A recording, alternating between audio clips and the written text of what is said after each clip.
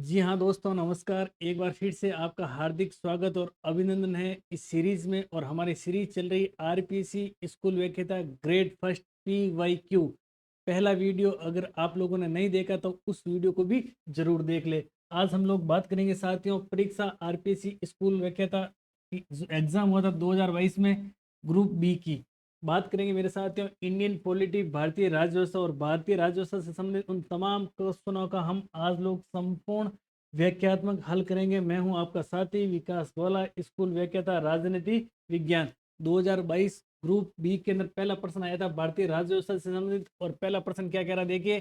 संविधान की किस अनुसूची में राज्यसभा की सीटों का राज्यवार आवंटन, राज्यसभा की सीटों का राज्यवार आवंटन भारतीय संविधान की किस अनुसूची में है? ऑप्शन ए कह रहा है चौथी अनुसूची, ऑप्शन बी है आठवीं अनुसूची, ऑप्शन सी 10वीं अनुसूची और ऑप्शन डी है तीसरी अनुसूची। ध्यान रखना मेरे साथियों, भारत विश्व का सबसे बड़ा, भारत का संविधान विश्व का सबसे बड़ा लिखित संविधान है। भारतीय संविधान में बात करें मेरे साथियों भाग, तो भाग कितने, ध्यान रखना मेरे साथियों, भाग है आपके 22। भारतीय संविधान में बात करें अनुसूचियां, और अनुसूचियां कितनी है तो ध्यान रखना मेरे साथियों, अनुसूचियां हैं आपके 12।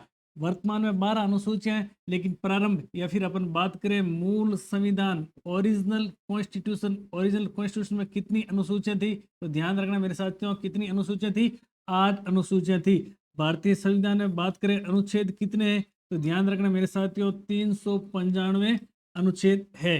कितना अनुच्छेद है? 395 अनुच्छेद है। तो 12 अनुसूचियों में से कौन सी अनुसूची जो राज्यसभा की सीटों का राज्यवार आवंटन का उल्लेख करती है? आपका सही उत्तर हो जाएगा मेरे साथियों चौथी अनुसूची। क्या हो जाएगा?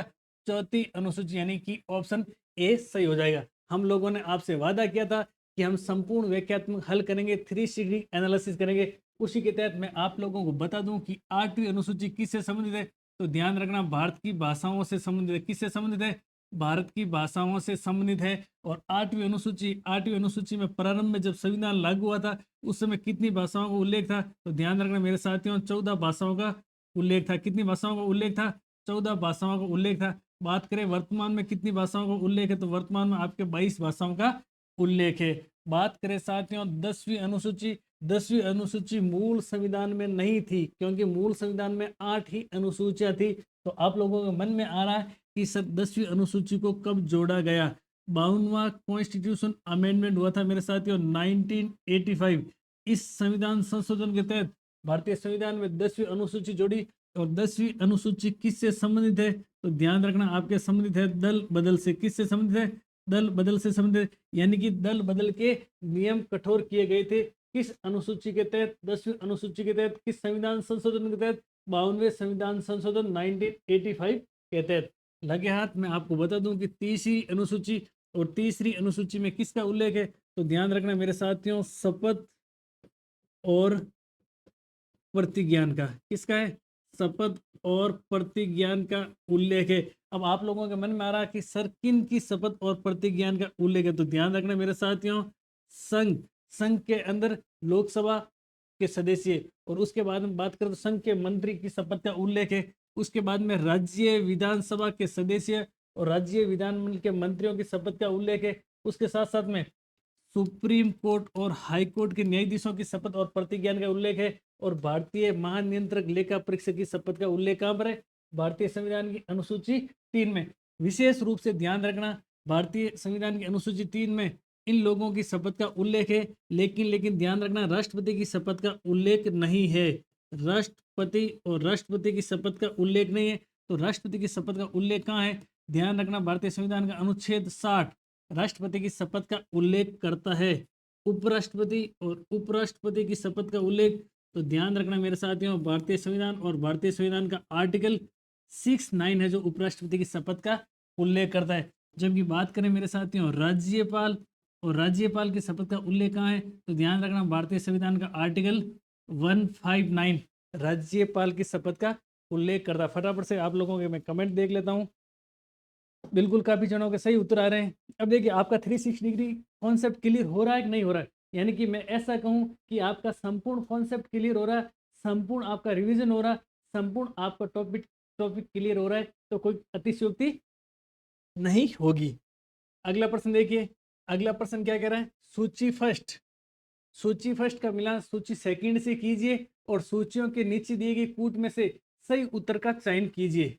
सूची फर्स्ट और इधर है आपके सूची सेकंड, इधर आपके राज्यों के नाम दे रखे हैं और इधर आपके लोकसभा क्षेत्र या फिर अपन कह सकते हैं लोकसभा की सीटें दे रखी है। सबसे पहले आप कर्नाटक, और कर्नाटक राज्य में लोकसभा की कितनी सीटें हैं, तो ध्यान रखना मेरे साथियों, कर्नाटक में लोकसभा की सीटें आपके 28, तो आपके 28 यानी कि 4, ऑप्शन सी में 4 आ रहा है, बी में 4 आ रहा है, डी में 4 आ रहा है। ठीक है, तो अभी तक ऑप्शन ए तो कट गया। बात करते हैं आंध्र प्रदेश, और आंध्र प्रदेश में कितनी लोकसभा की सीटें, तो ध्यान रखना मेरे साथ, आंध्र प्रदेश में आपके 26, ये आपके ऑप्शन 2 आ रहा है, यानी कि आपका ऑप्शन सी है जो सही हो जाएगा, सी है जो सही हो जाएगा। आगे देखने की आवश्यकता नहीं, लेकिन फिर भी देख लेते हैं। गुजरात में लोकसभा की सीटें कितनी है, 25। राजस्थान में भी कितनी है, 25। तो ध्यान रखना राजस्थान और गुजरात दोनों स्टेट में लोकसभा की सीटें कितनी कितनी है, 25 है। और लगे हाथ ओडिशा की बात करें तो 21, ऑप्शन आपके सी सही हो जाएगा। अब आप लोगों के सामने मैं एक प्रश्न छोड़ रहा हूँ। प्रश्न ये है कि राजस्थान से संसद में कितने सदस्य जाते हैं। राजस्थान से संसद में कितने सदस्य जाते हैं, कईयों का उत्तर होगा 25। ध्यान रखना मेरे साथ, इसका सही उत्तर होगा कितना, 35 सदस्य जाते हैं। 25 सदस्य तो लोकसभा से राजस्थान से कितने सदस्य जाते हैं, 25। जबकि बात करें राज्यसभा से कितने जाते हैं, 10। 25 और 10 मिलाएंगे तो कितने हो जाएंगे, 35 हो जाएंगे। अगला प्रश्न देखिए, नेक्स्ट प्रश्न क्या कह रहा है, निम्नलिखित के अनुसार भारत सरकार का प्रमुख खाता सलाहकार कौन होता है। भारत सरकार का प्रमुख खाता सलाहकार कौन है, फटाफट से आप कमेंट करके बताइए। भारत सरकार का प्रमुख खाता सलाहकार कौन है, फटाफट से कमेंट करके बताइए। भारत के नियंत्रक और महालेखा परीक्षक है, वित्त आयोग है, या व्यय विभाग है, या फिर लेखा परीक्षक है। फटाफट से आपके कमेंट का मैं इंतजार कर रहा हूं। सही उत्तर हो जाएगा मेरे साथियों क्या, फटाफट से कमेंट करके बताइए। ऑप्शन डी लेखा महानियंत्रक आपका सही उत्तर हो जाएगा। अब देखिए, वित्त आयोग की बात करें तो भारतीय संविधान का भाग और भाग संख्या मेरे साथियों कितनी, 15। भाग संख्या कितनी है, 15। भाग संख्या 15 में किसका उल्लेख है, 15 नहीं है, ध्यान रखना। भाग संख्या कितनी है, 12। भाग संख्या 12, और इस भाग संख्या 12 और भाग संख्या 12 में किसका उल्लेख है, वित्त आयोग का उल्लेख है। बात करें मेरे साथियों कौन से अनुच्छेद में, तो ध्यान रखना आर्टिकल 280 में वित्त आयोग का उल्लेख किया गया है। और प्रत्येक 5 वर्ष बाद राष्ट्रपति का दायित्व बनता है कि वित्त आयोग का गठन करे। और वित्त आयोग की सदस्य संख्या की बात करें तो वित्त आयोग में सदस्य, और ध्यान रखना कितने सदस्य हैं मेरे साथियों, 5, अध्यक्ष सहित 5 सदस्य। लगे हाथ मेरे साथियों, राज्य वित्त आयोग की बात करें, राज्य वित्त आयोग, तो ध्यान रखना मेरे साथियों, राज्य वित्त आयोग 73वें और 74वें संविधान संशोधन के तहत पंचायतों और नगर पालिकाओं को संवैधानिक दर्जा मिला। उसके बाद में राज्यों की स्थिति का अन्वेषण करने के लिए राज्य वित्त आयोग का गठन किया गया। और भारतीय संविधान का आर्टिकल संख्या 243 का आई पंचायतों से संबंधित वित्त आयोग की बात करता है। पंचायतों से संबंधित जबकि बात करें मेरे साथियों, अनुच्छेद 243 का वही नगर पालिकाओं से संबंधित वित्त आयोग की बात करता है। और ये वित्त आयोग का गठन करने का दायित्व किसका है, तो ध्यान रखना मेरे साथियों, राज्यपाल का दायित्व है। ऑप्शन ए कह रहा है आपके भारत के नियंत्रक और महालेखा परीक्षक। कैग की बात करें तो भारतीय संविधान और भारतीय संविधान का भाग संख्या 5 में कैग का उल्लेख है। अनुच्छेद की बात करें तो ध्यान रखना मेरे साथियों, अनुच्छेद 148 से लेकर के 151 तक किसका उल्लेख है, ध्यान रखना कैग का उल्लेख किया गया है। नेक्स्ट प्रश्न क्या कह रहे हैं देखिए, भारत के राष्ट्रपति की निषेधाधिकार शक्ति के बारे में निम्नलिखित में से कौन सा कथन गलत है। गलत कथन को आपको छांटना है। निषेधाधिकार, और निषेधाधिकार की बात करें तो मेरे साथियों वीटो पावर, ध्यान रखना, हालांकि वीटो पावर ऐसी शब्दावली का संविधान के किसी भी उल्लेख में शब्द से उल्लेख नहीं किया गया है कोई भी अनुच्छेद में, लेकिन ध्यान रखना वीटो पावर की शक्ति है भारत के राष्ट्रपति के पास में। ऑप्शन ए कह रहा है राष्ट्रपति राज्य व्यवस्थापिका द्वारा पारित ऐसे विधेयकों को अनुमोदित करने से इनकार कर सकता है जो राज्यपाल द्वारा उनके अनुमोदन के लिए आरक्षित रखे गए हैं। वैसा बिल्कुल सही बात है। ऑप्शन बी कह रहा है राष्ट्रपति ऐसे विधेयकों को राज्य व्यवस्थापिका द्वारा पुनर्विचार करने के लिए राज्यपाल को निर्देशित कर सकता है। ये बात भी आपके बिल्कुल सही है, गलत बात को छांटनी है।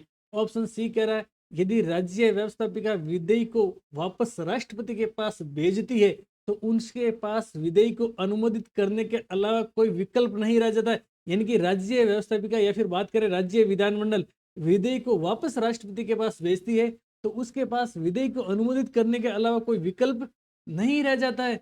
बिल्कुल भाई साहब ये बात गलत है। राष्ट्रपति के पास में विकल्प है और वो विकल्प है आपके वीटो का।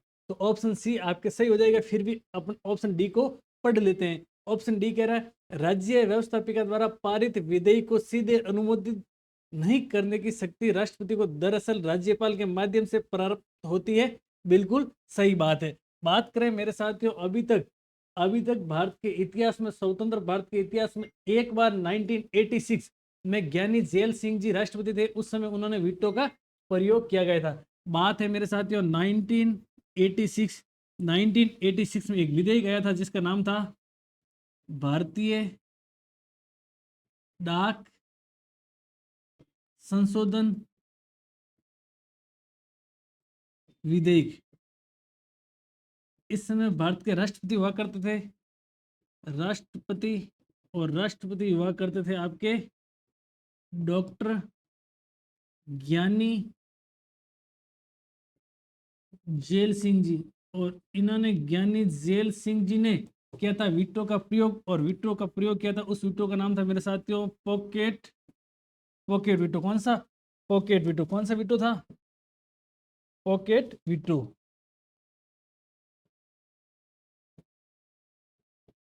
इसी को कहा जाता है मेरे साथियों जेबी वीटो। नेक्स्ट प्रश्न देखिए।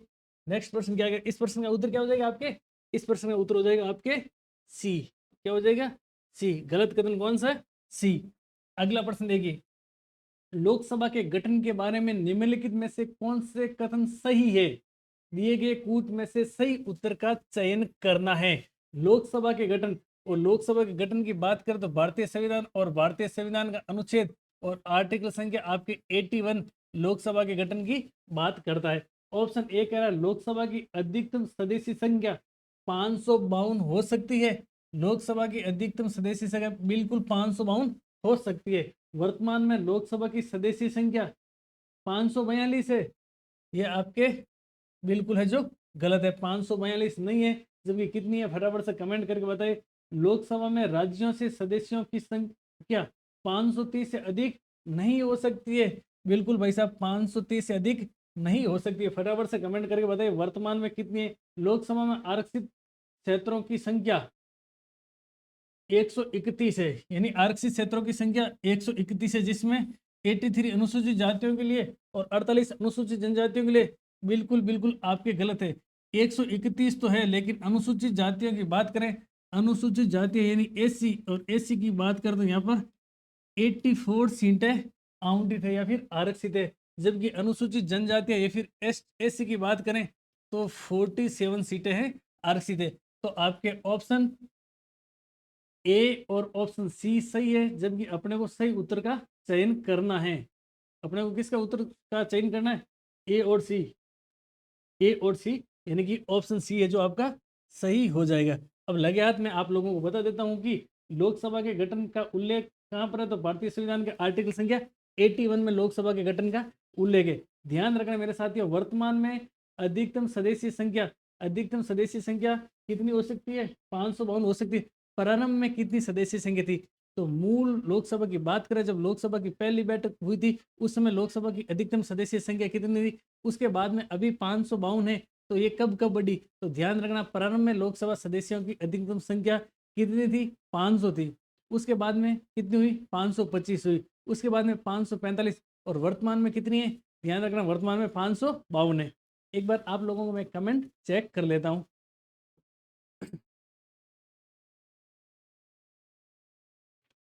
बिल्कुल बिल्कुल सही उत्तर बता रहे, कई प्रतियोगी योद्धा सही उत्तर बता रहे हैं। आप सभी सही उत्तर बताने की कोशिश कीजिए, और हो सकता है इस बार आपके कई बार उत्तर गलत हो जाते हैं, आते हुए उत्तर भी गलत हो जाते हैं, लेकिन आप उत्तर देने की कोशिश जरूर कीजिए, फटाफट से कोशिश जरूर करना। अब देखिए आप लोगों के सामने बात करते हैं अपन लोकसभा की, तो भारतीय संविधान और भारतीय संविधान का आर्टिकल 81 लोकसभा लोकसभा की संरचना का उल्लेख करता है, लोकसभा की संरचना का उल्लेख करता है। प्रारंभ प्रारंभ में लोकसभा सीटें कितनी थी, तो ध्यान रखना मेरे साथियों, प्रारंभ में थी आपकी अधिकतम संख्या 500। उसके बाद में 7वां कॉन्स्टिट्यूशन अमेंडमेंट होता है, ये होता है मेरे साथियों 1956। इस समय लोकसभा सदस्यों की संख्या कितनी कर दी, तो ध्यान रखना बढ़ा करके अधिकतम सदस्य संख्या कर दी 525। उसके बाद में आपका 31वां कॉन्स्टिट्यूशन अमेंडमेंट होता है, और ये होता है आपके 1973। ये 1973 होता है। इस समय लोकसभा के सदस्यों की अधिकतम संख्या कर दी आपके 545। कितनी कर दी, 545। समय आगे बढ़ा और समय है मेरे साथियों 1987।